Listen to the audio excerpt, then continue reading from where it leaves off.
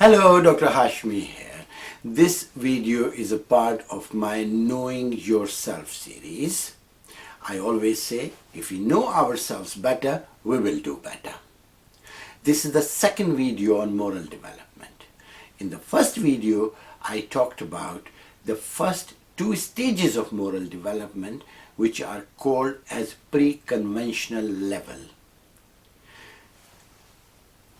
We don't do bad because we want to avoid punishment. It's a very first stage.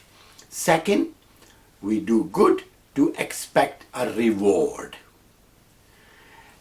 It is not necessary that everybody amongst us pass through all the stages of moral development. Some of us remain stuck on the very first two stages all our lives. Now the second set of stages is called conventional level stages.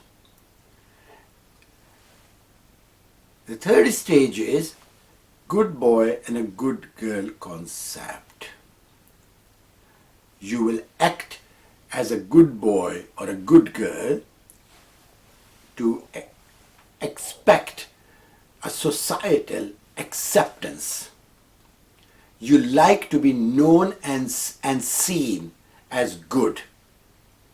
That is why even if you feel like doing something, breaking a pot at home or want to test the limits, you're not going to do that because you want to maintain your image. And that image is actually going to give you acceptance within your household. Your parents will love that, calling you, this boy is absolutely marvelous, or my daughter is exceedingly good. She does everything whatever I want her to do. It is not what naturally comes from the person. There is no emotion and a heart involved in it. But just take an example of a teenager following certain set of principles, the rules of the house, the rules of the school, the rules of the society, to be seen as good and bad. And that is where the third stage is. I want to be seen as a good girl and a good boy. That is why I have to follow certain set of societal expectations and the standards. What is expected of me is I study, I eat food, I sleep on time, I don't do anything which is not liked by my parents or the society. So just to maintain that persona of being good and bad, or good boy and a good girl, that is where the expectation is.